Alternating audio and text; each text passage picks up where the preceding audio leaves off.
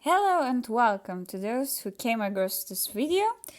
Interested or not, I present to you Nerwy, Cypriana Kamila Norwida, otherwise known as Nerves, because everyone's nerves, including mine, have been on fire here for the past few weeks. So you may wonder, how, why, how come? Well, in honor of being stuck here for a long time, as in my room, and as an attempt to keep myself from going stir crazy, I proudly present to you this. A rant. A fun rant of an analysis. The first.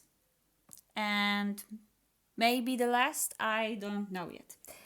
Now, you would think this is supposed to be a thorough analysis of a poem, most likely aimed at kids at school or students or whoever else is in need of this particular poem.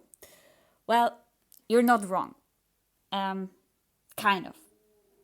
I wouldn't recommend this though as a way to prepare for an exam or any kind of presentation or whatever else you may need in life. This is more of a way to vent my frustration as a literature student at my most hated subject, which is poetry. Because as you have noticed or not, this is a poem. Yeah, and what other way than simply doing an analysis of a not so particularly known piece of a not so particularly known poet. Right? Right. My idea is that I shall dissect this poem one by one and maybe along the way find myself interpretations that shouldn't have been discovered at all in the most quasi-plausible way that would shame any proper literary analysis. Fun. My apologies to the academic field of literature. Oh, and I have this nice little presentation.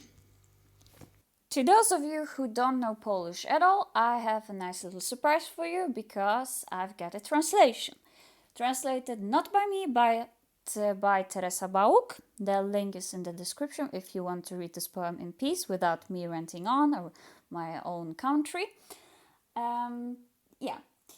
As you can see, it's 1865-66, meaning that this poem came out as a part of the vade-mecum. Collection or series of his poems, which Norwid had been working on during this time. And this is all I'm going to say about the historical background. Let's see how long we're gonna survive without any more information on that.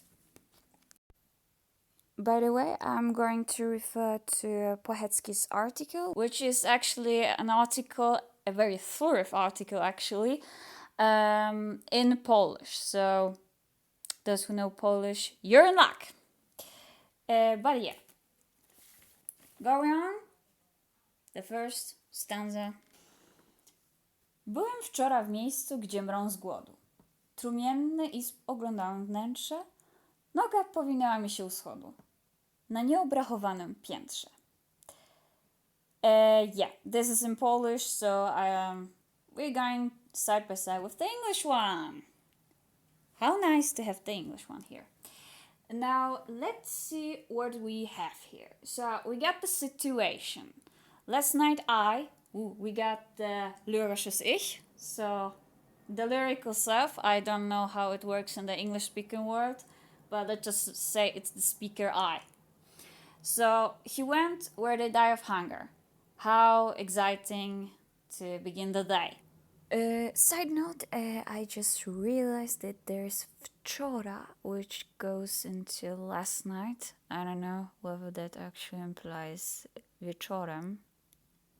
Have no idea. I'm just gonna assume maybe not. But that's on the side note. What's important here that there's this yesterday. Let's keep that in mind.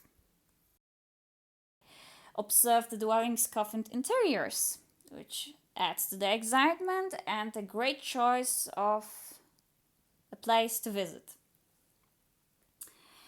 Then, tripping on some stair, I let my foot blunder. It's on floor spectre looking mysterious. Alright, so we have this situation where we got the speaker. I prefer the lyrisches Ich. Lyriczne, actually better. But yeah. So we have this very somber mood. People die of hunger, which actually is interesting because this mrą, which you can see, actually, according to Płachecki's analysis, is more of a continuous thing. So they continuously, whole time, whole duration, continue to die and die and die. But that's on the side note, what I actually read from him. Then we get the dwellings coffined in tears. Actually, there's not much to say. It's just somber and depressing. Nice. The only thing we need is freaking rain. And then we have some action. He actually was tripping. I actually tripped, seeing as this is powinęła, meaning that the action has been done on some stair. And yeah, very exciting. And then we come to the little bit suspicious verse, which is floor's spectre looking mysterious. Alright, as a translator, like looking from the translator's perspective, yeah, you need to somewhat keep the rhyme intact. So, głodu, schodu, wnętrze, piętrze. A, B, A, B. Okay, that's the rhyme scheme. Hunger, blunder, interior, mysterious. Alright. The thing about this that there is no implication of a spectre, nor mysterious. So, let's just say that this is artistic license that translator took, because we have here na nieobrachowanym piętrze. Let's try to look more into the nieobrachowanym. I love nitpicking at small stuff. So, going to the dictionary of Mr. Doroszewski.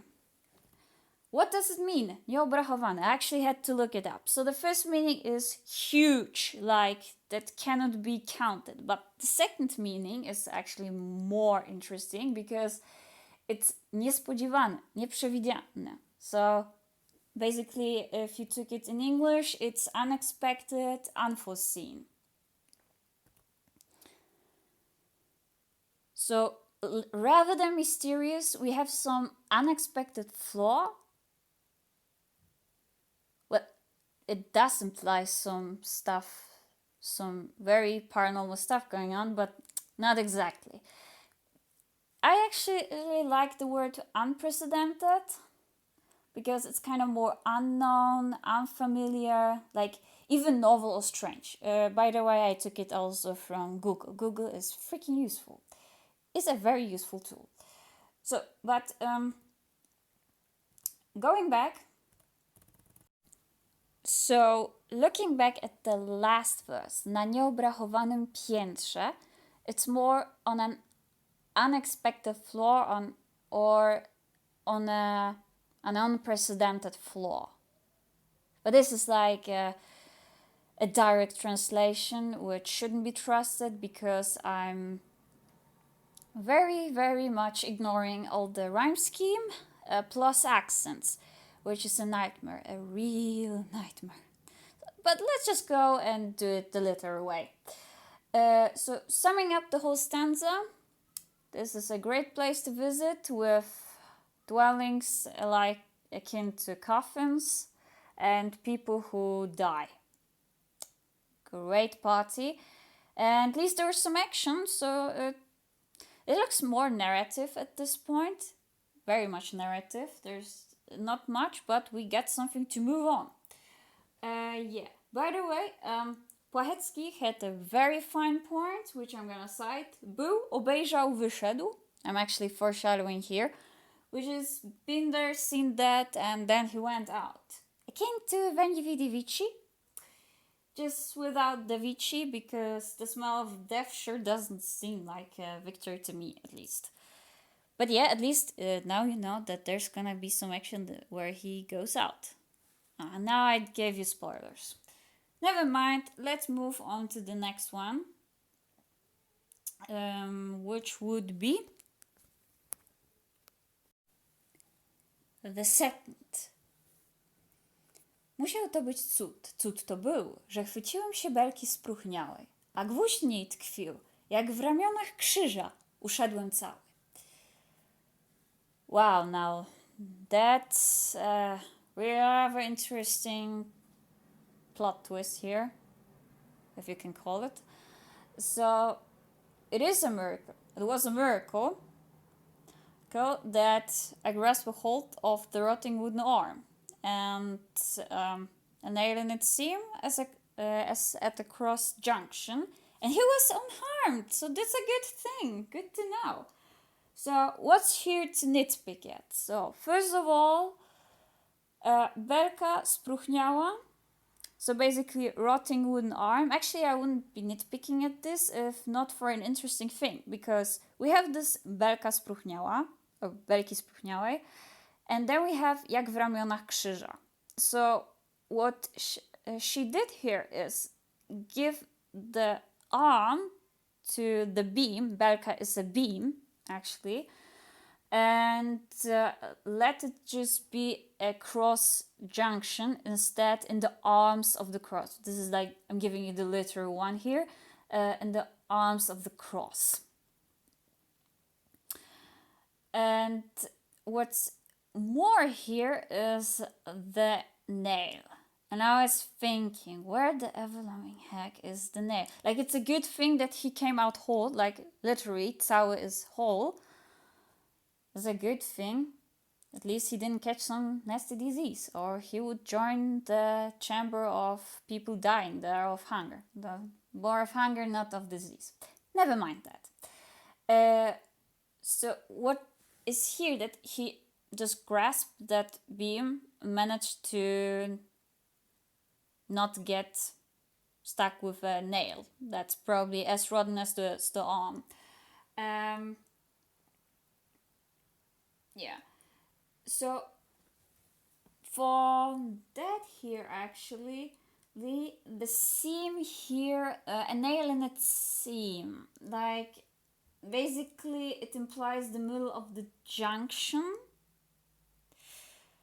and for purposes that, yeah, I just gave you a picture of a cross. So basically, let's look where he could have grasped, because that's an odd construction. You have, like, I don't know, a beam that looks like a cross. Maybe that's just part of the construction back then. It's the 19th century. Maybe that's how buildings were built. But never mind that. He grasped the beam. And what I found, that's actually Płachecki. I've been basing my interpretation just on that one article, which I haven't even read it as a whole. And let's just try to picture where he could have grasped it. Because according to him, it was more of that he grasped the nail and not the beam. And thankfully, the nail was there, because, yeah, grasping a rotten arm can also lead to disease. I don't know, maybe that's the thing. I wouldn't have wanted to grasp, so maybe falling flat on my face is a better option. At all, depending on the floor, could have been problematic. But yeah, looking at this, the nail could have been like, what I imagined it being like, that would be like in the middle of it, but at the same time the cross. Ooh, this give me some real allusions here, just by the whole mention in it, of it, and just it being in a 19th century poem. Like, so much allusions could be made here. Like, Christ gave you the power not to get yourself stuck with a rotten nail. Like, probably rotten, I don't know. The only rotten thing was the wooden arm, which is actually a decayed beam. But that's just me nitpicking, but that's the whole point of it. So summing this whole thing up, we get this little clue of a cross that may actually not be a clue. Who knows? We're just by the second stanza here.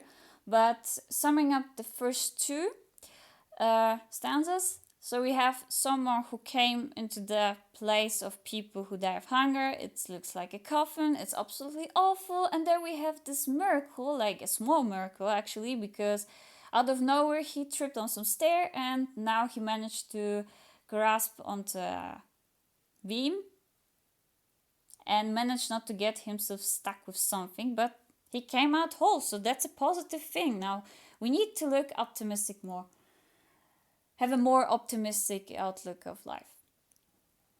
Yeah, positives. Moving on.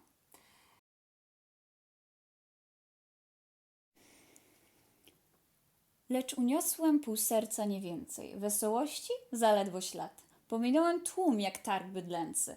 Obmierzł mi świat. So, the English translation, now I see it looks awful, but I know that you people, or whoever, or that one person who watched this can actually read it. But let's dissect this one by one. I carried off no more than half my heart. Of good humor, barely a trace. Let's stop here. Of good humor, I'm nitpicking again. We came to the point where he went out, so now you don't have to feel like I spoiled you too quickly. Where was I? Yeah, good humor. So actually this is wesołości and this is getting kind of problematic. Maybe that's actually because there's more action. But wesołości is more merriness, barley at race. I like the barley at race. It fits so well here and actually gives of the actual meaning of the verse, like zaledwo ślad. So yeah, but that's just a personal observation. The thing is good humor. How do you like interpret that? Good humor. I'm in a good mood, so to say. I'm merry. I'm feeling glad, overjoyed. Like wesołość. It's actually merriness. Merriness kind of fits for me, but maybe that's just because it's me. The good humor sounds a bit suspicious here. Like if we were talking about direct translations. Yeah. But going back to the narrative, because this is more of a narrative than a poem. Like, okay, it's still a poem, but we get some action. I passed by the crowd, like a cattle mart. Another thing, the cattle mart I like personally. I didn't know this word. It actually exists. Like, when I googled it, it did come up, so it does exist. And we carry on with this somber mood, by the way, because no merriness, no good humor. Only half of his heart he carried off after seeing the people dying of hunger. But that makes for a good mood for the day. Don't know why he visited it, but it's nice to know that at least the speaker cares to visit places like this. So basically, in being in a sour mood, he passes the crowd. No wonder he calls them a cattle. That's not a nice thing to say to the crowd. And then we go to the last verse. What is it with these last verses being problematic? Like, on the word sick face, I think it gives off the mood, actually. Like, it fits with the context here, like preserving the meaning. As being in a sour mood, then looking at the word sick, on the word sick face, like at the word sick face. No, so excuse me, on, because he's walking on it. But let's look into the original. Obmierzł mi świat. I'm not going to lie, I actually did look into what obmierzł means.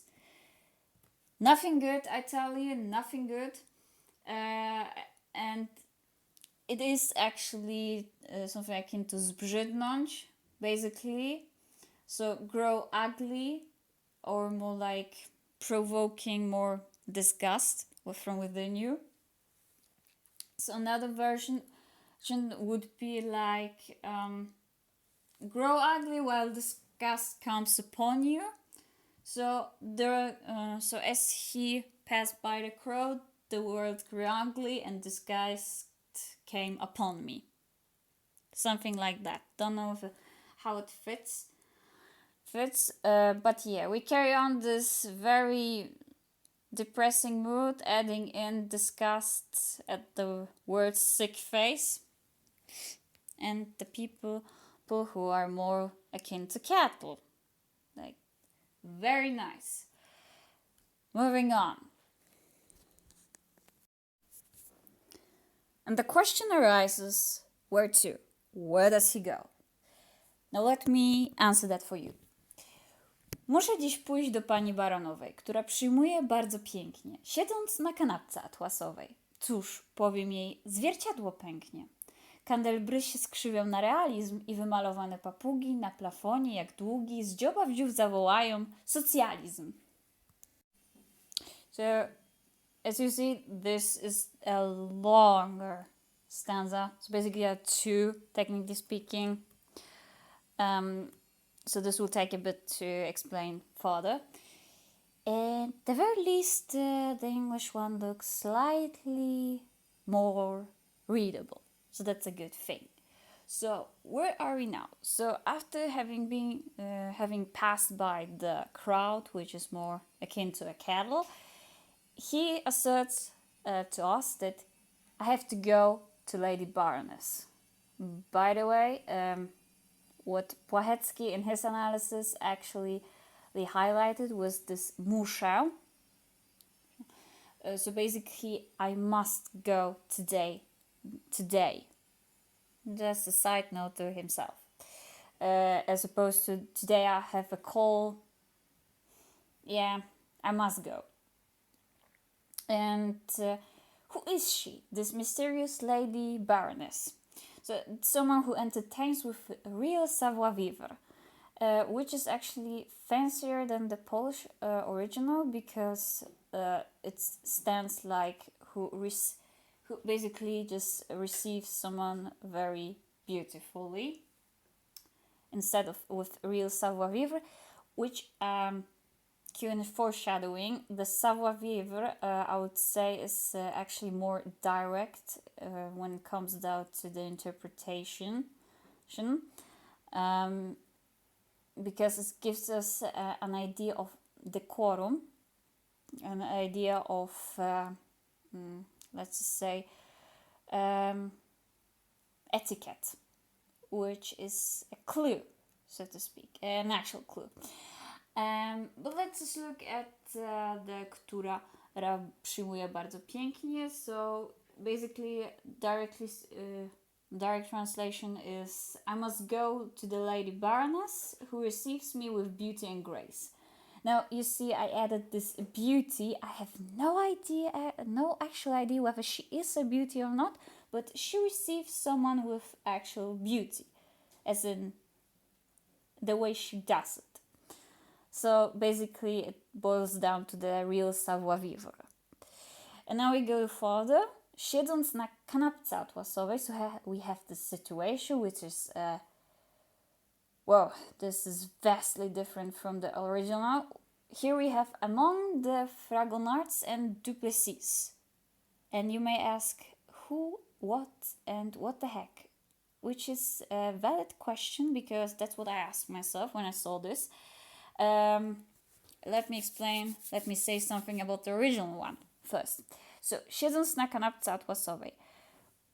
What is it that he's doing? So, while sitting on, and now we have kanapka atłasowa. Kanapka is actually a diminutive of kanapa, which is a couch.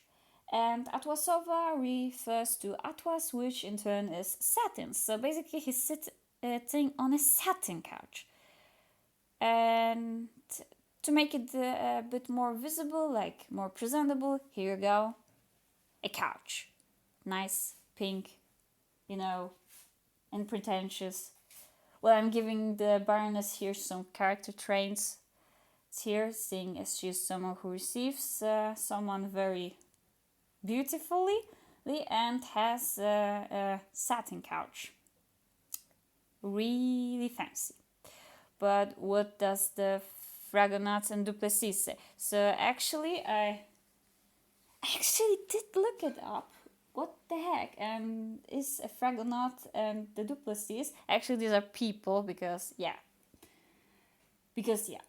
And what I found on them, and here is a light thank you to Wikipedia, where I got the information from, and is that both are people who were active in the second half of the 18th century. So, I mean, artistically and like as adults, as opposed to like 1866. So there is some value having these hanging around at your home, or having them around. Because the time difference is over 50 years, so roughly 100 years, so kind of antique. So it really gives us a kind of more fancy feeling to the surroundings, which is a vast contrast to the beginning where we were about around dying people. That really say something. At least I think so. So we have these fancy people, which I will show you right now. And yeah, first off, Joseph Siffred Duplessis. I know no French, but he is was a French painter known for making portraits.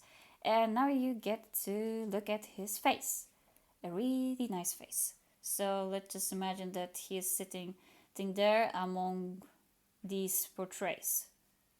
You would think that it may actually give some more character to the Baroness.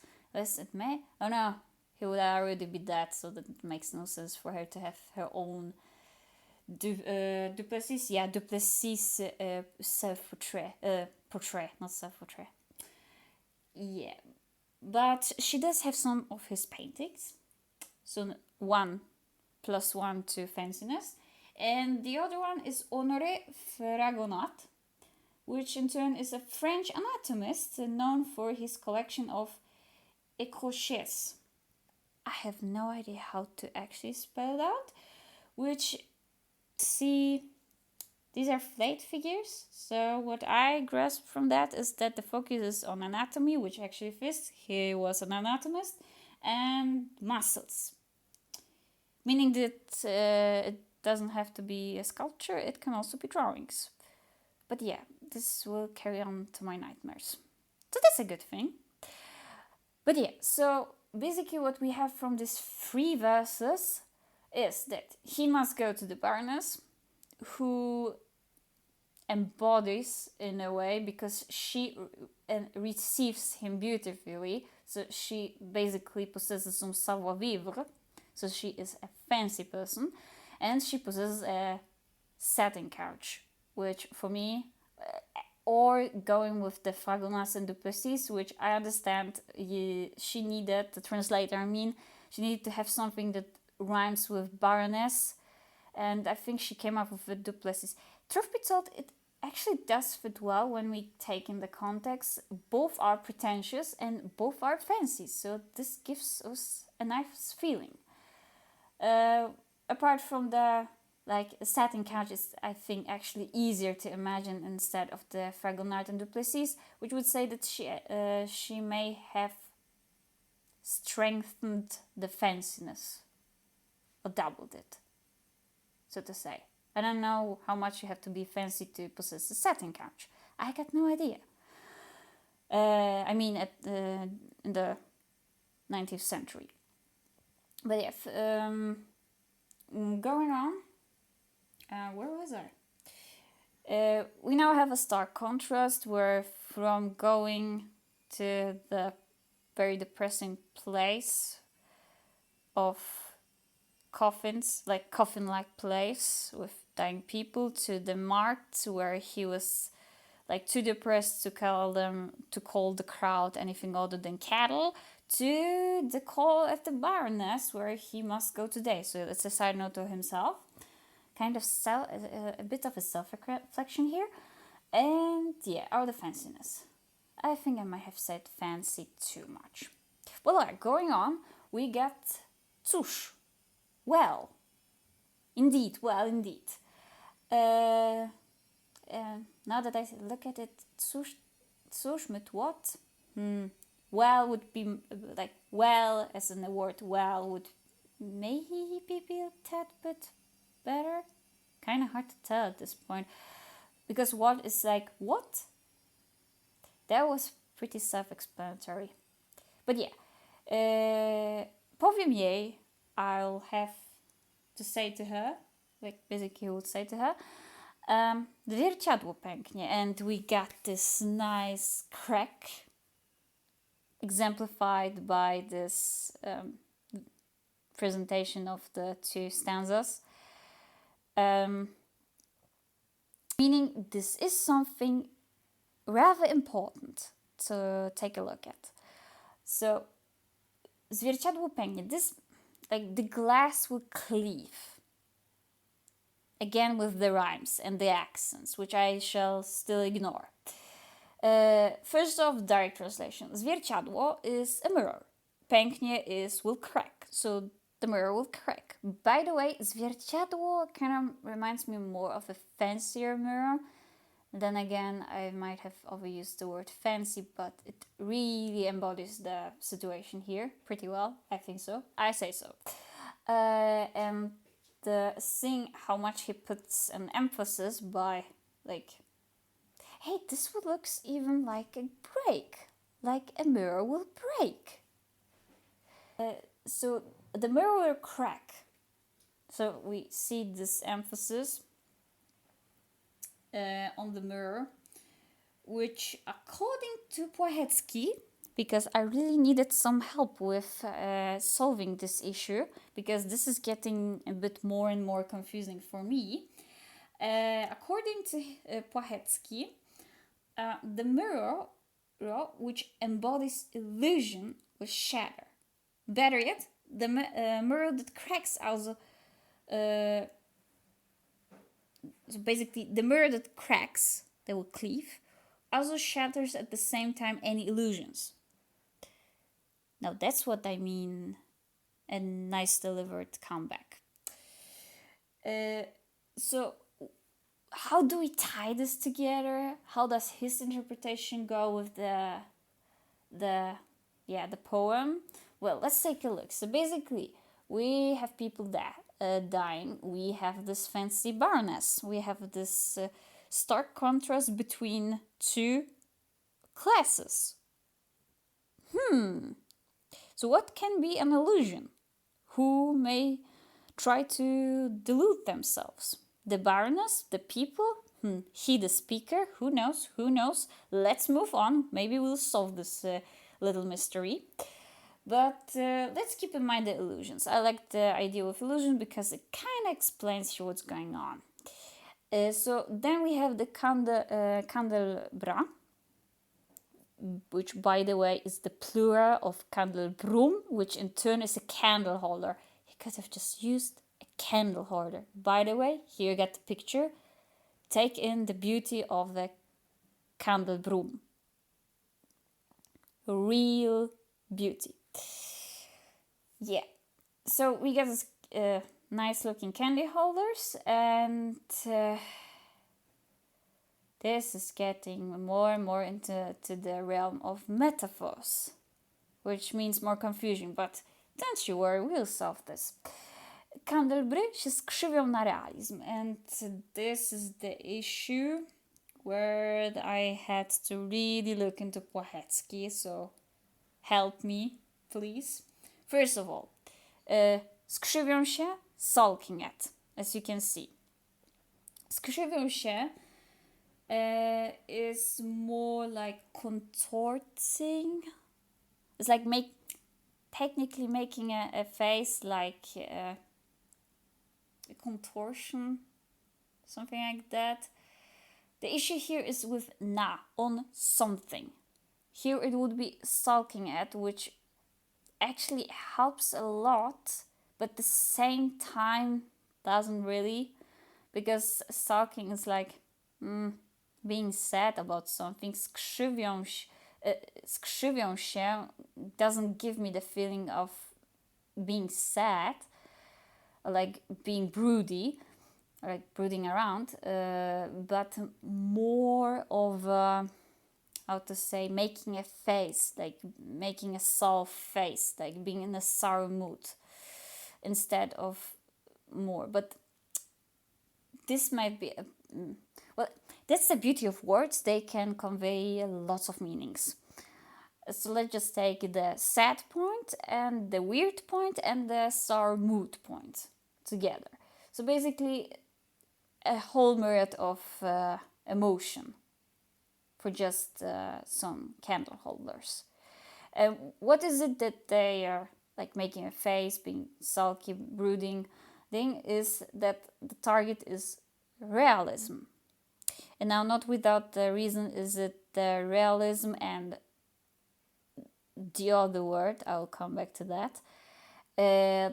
So weirdly done with spaces, it's because it was like that in the original. Feel free to use the link down below.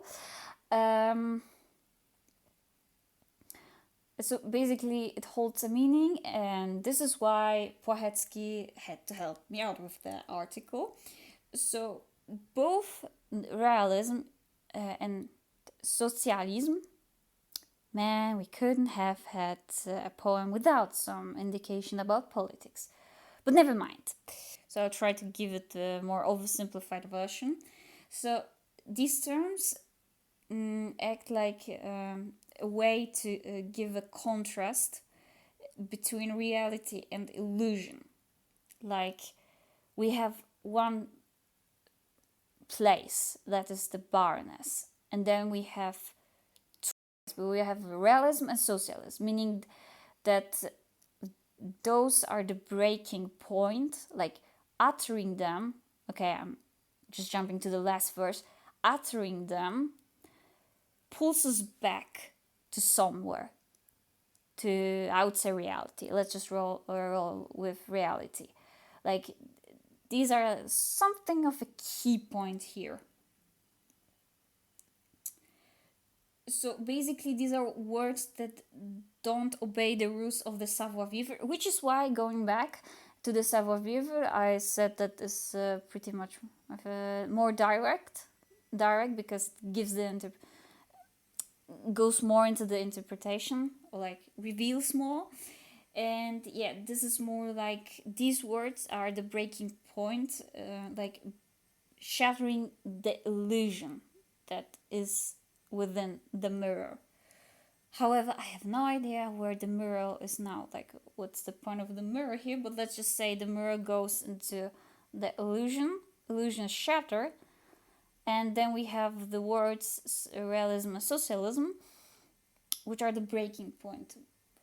I say by uttering them out makes more sense at this point. So it's more a way of, according to Płachecki, taking off the decorum, the word decoration, so to say. Oh, God, this is a pain. Yeah, let's move on. This is a pain. Okay, we have two verses, which I just ignored. I wymalowane papugi na plafonie jak długi, z dzioba w dziób zawołają socjalizm. So, okay, we got all the painted popinjays, which are parrots. I'm not giving you a picture. You can picture it yourself how a parrot looks like, because these are papugi is directly translated to parrots. So, yeah. Who owns a painted parrot? Is it a sign of fanciness? Going by the logic of the first, like the previous stanza, with all the fanciness, is a painted parrot so fancy? But then again, we have a plafond on a plafond. Plafond is a plafond. I have no idea if you pronounce it like that, but there you go. Here you have, what does it say? A picture, so you can picture it better. Now that you look at it, it does maybe look fancier if you just imagine that there are parrots on it. Yeah, going back. And then we have the English one. Titter through the peach parades. Why?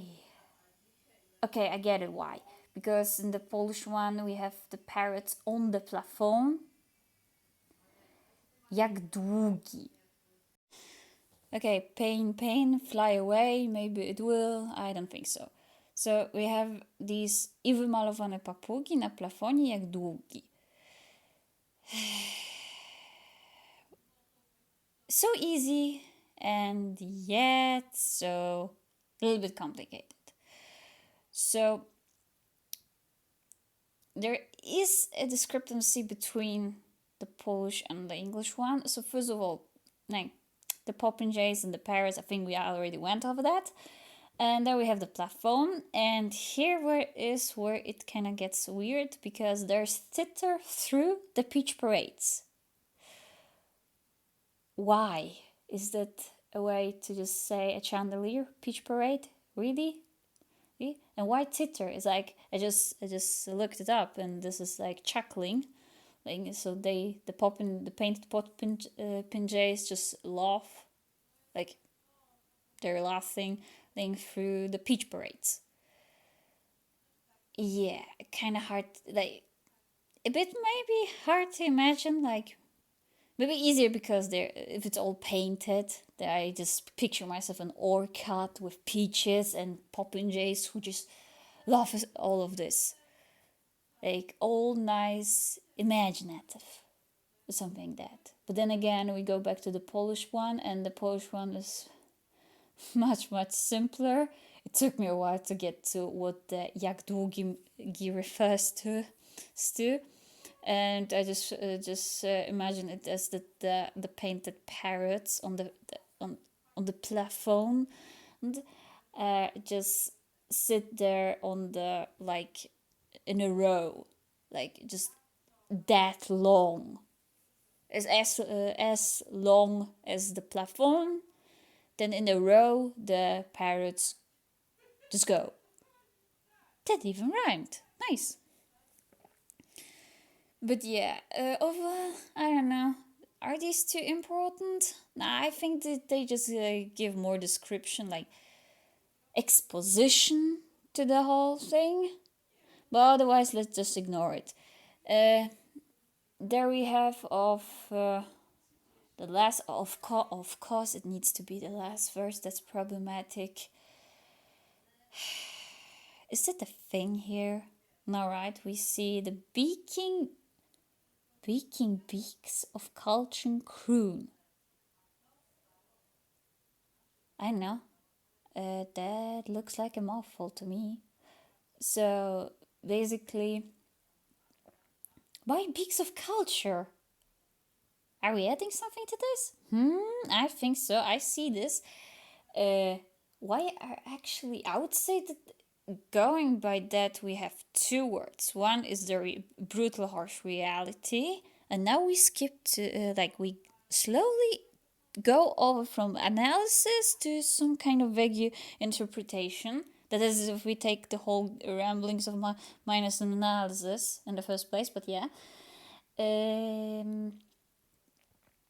So let's just say we have these two words. One, harsh reality. The other one is so figurative, imaginative, full of decorum, full of savoir-vivre, sitting by the side of the baroness, of the lady. Yeah. So now we have this. So why would the beaks of the painted parrots be the beaks of culture? Is it a diss at culture overall? Is it trying to diss something? Is it more of a hate thing? Who knows? Because there's just from mouth to mouth, from beak to beak, they shout instead of croon. Croon does have some implication, but at the same time, accent, rhymes, and context, something I don't know much of. And then we got, of course, socialism. So is it a good thing? Let's just say that the painted parrots, popinjays, even though they're painted and they, for me, belong at this point to the more savoir-vivre world, let's just say it like that. that it's kind of weird that these that belong to this imaginative world shout out a breaking point, like the breaking word socialism. Which, side note, both are in French. Isn't trying to overcompensate for something, or is it just because realism and socialism? Wait a minute, realism and socialism do actually rhyme together. Realism, socialism, with the same ending. So technically, I would say that we could just keep with the English one. Like, the original one has only the Polish one. Is there something else? Oh, wait a minute. Maybe it's because, like, savoir-vivre, like, let's just go a bit more to the historical background. Something I absolutely didn't research, so I'm just going by the scraps of memory I remember of that period of time. Okay, without going too much into detail where Norwid was at the time, because I really didn't check that. I do remember, however, that the French culture is practically at this point very much being an influence to the Polish poets. Like, this was the whole immigration. This is like second half of the 19th century, or even so French culture, French words, huge influence on the Polish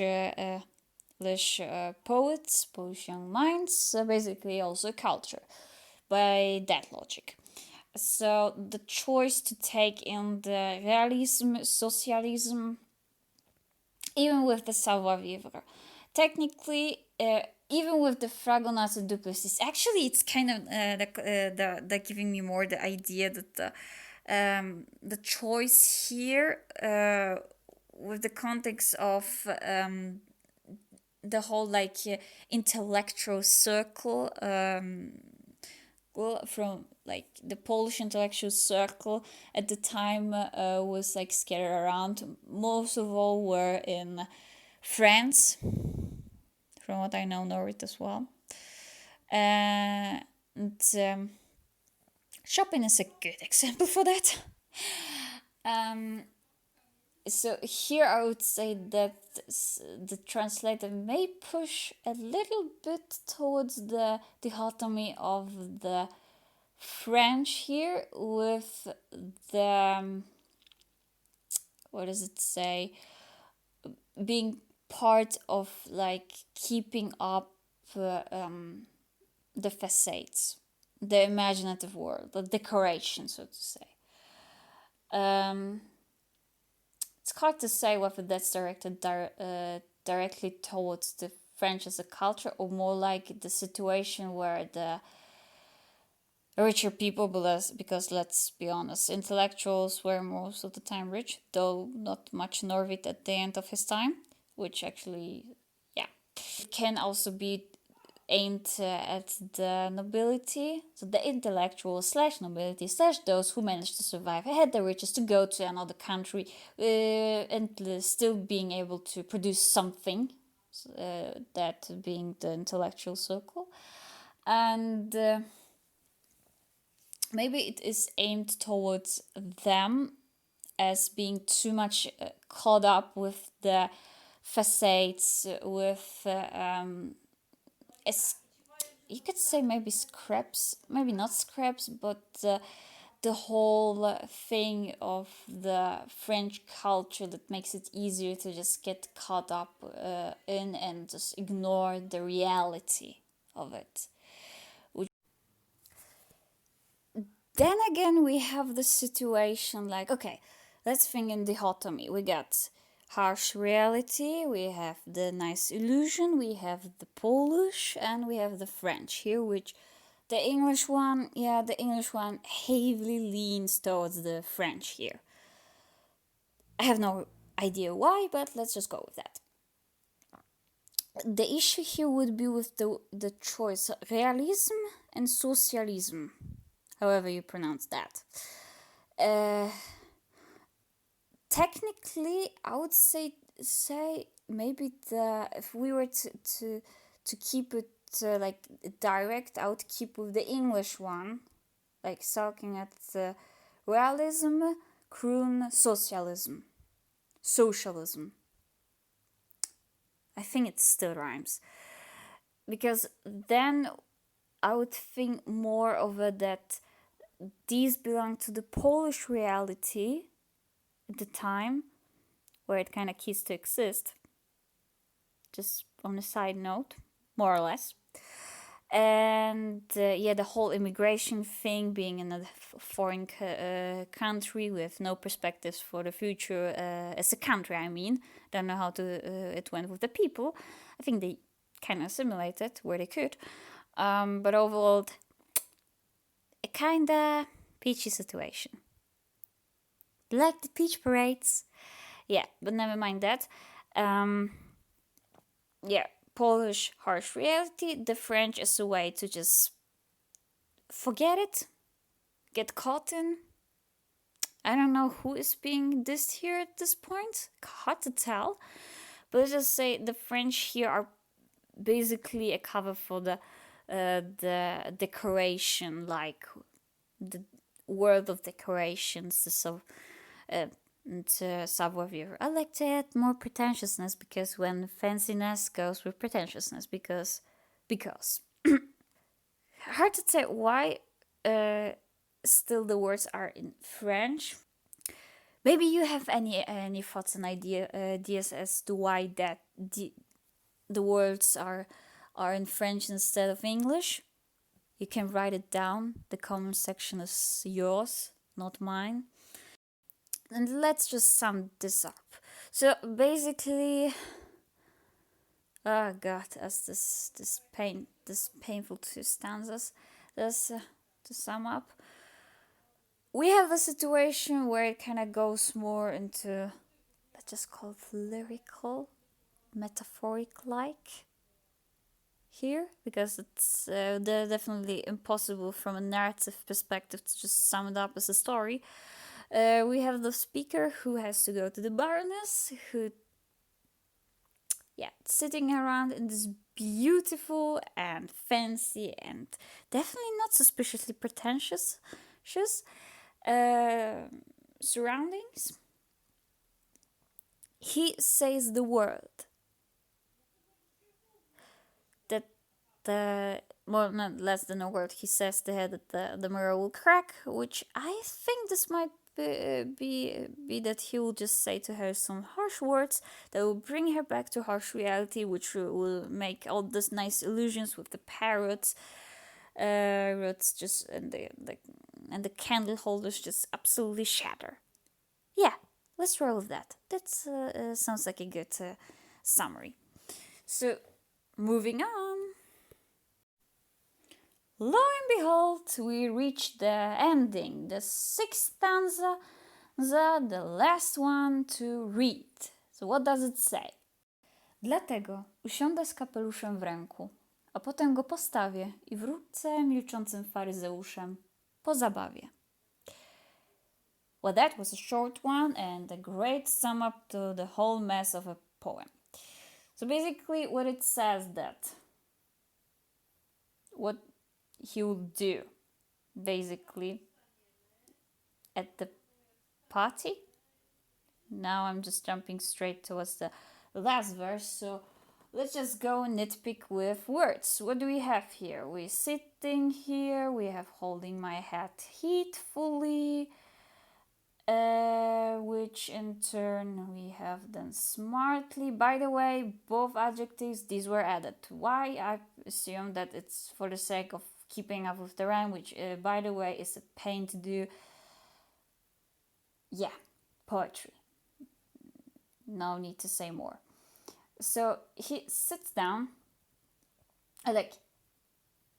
Actually, he does sit down because it's like usiądę, which is sitting down, and then he'll put it down. Maybe not smartly, but he'll definitely put down the hat. Why the hat? What's going on with the hat in his hand? And then he'll return a Pharisee after the party. Ooh, this is some. Okay, nitpicking time. Pharisee, because that's the only word that I think is the key holder to the whole thing. Apart from the part that we can just say that there's gonna be a party, judging by the last statement, and taking into account the previous two stanzas, let's just say that it means that he was invited to the Baroness. He was sitting there, lots of mess with parrots, which actually is about the decoration, his thoughts about decoration and the decoration of people, the people who just like decoration all too much and belong to the world of decoration itself by means of savoir-vivre. And now we have this Pharisee. What does it mean? What does it mean? Well, I think you know what it means, but I'm just gonna say it anyways. So a Pharisee is a member of a Jewish religious party that flourished in Palestine during the latter part of the Second Temple period. Turbitat, I have no idea. I just read it off a random dictionary I found, but what's keyword here and what a Polish reader, like who went to school in Poland at least, would focus on is one thing, that it's a Jewish priest. He actually refers to a two-faced person, basically a hypocrite. And now we have the second and last clue to our mysterious puzzle. Hey, maybe that's the whole mystery of it. That's why it's mysterious. And okay, never mind that. So, Pharisee. The deep, complex Polish-Jewish relations of the 19th century that still hold up somehow, I don't know. But at the very least, we have the meaning of a hypocrite. So basically, what he says here is he'll return as a silent hypocrite after the party. And I think that sums up the whole thing just with one word: hypocrisy. Because that's the thing, which becomes a more complex and confusing thing when we go back to the previous one, is that after being invited there, after sitting there, after being so deep in thoughts that even I couldn't comprehend what was going on, after rethinking about where he was previous to the party, and now he has to look at all these faces, all these made-up decorations, about all the painted parrots. What does he have against parrots? I have no idea. And then we get the French, courtesy of the translator, which actually gives a clue more to those who are interested in the historical background. But the point stands that he likely will say something that will shatter the illusion. That was my take on in the previous two stanzas. But at the same time, if he were to return a hypocrite, a silent hypocrite, doesn't mean that he remained silent during the whole party.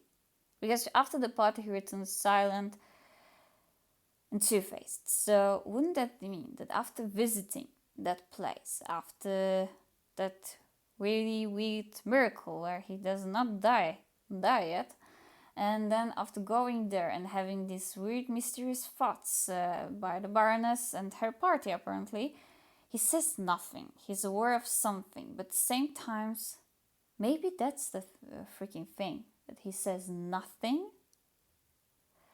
and there's nothing to say. And that's why he imagines himself, hey, maybe the parrots will freaking break the illusion and say something to bring back to reality. That by uttering these, I would say at this point, breaking words like forbidden words, that don't fit the savoir-vivre of the surroundings there, and that he still remains silent, and he's among the hypocrisy. Well, that's actually deeper than I thought that it would be. And it started off with just a casual visit at a place I wouldn't visit if it were a weekend. But at the same time, I wouldn't visit the Baroness because I don't know any Baroness, which is a shame. But maybe one day, at a time, I'm going to attend a party at the Baroness. Then I will get to go deeper into my own thoughts about the hypocrisy of life, and then return with a hat. Oh, wait a minute. He will sit down and then put it down. Wait a minute. Why would he? Why? A hat? The heck? We had the freaking nail. Then we have a hat. What's going on? I think there's something going on with these little details here. But then again, I'm not going too much into it because, yeah, Kapell is a hat, a nail is a gwóźdź. I'm not nitpicking at this point. So we reached the end of hypocrisy. A nice twist to a really short story, which is actually a poem. And questions? Then write something in the comment section. As said, the comment section's yours. Give me your thoughts, give me your whatever. Maybe we'll come up with a nice discussion or not. For all I know, I can just as well say that I've been talking to just avoid, and my cat who's currently lying on the sofa. That's nice. She's really judgy. But yeah, maybe you have some better thoughts about what this mess of hypocrisy and going back and forth between two words is. Because I have not. So that was me. Poetry is a wild thing that I still do not like so much, and that's it. Thanks for the attention.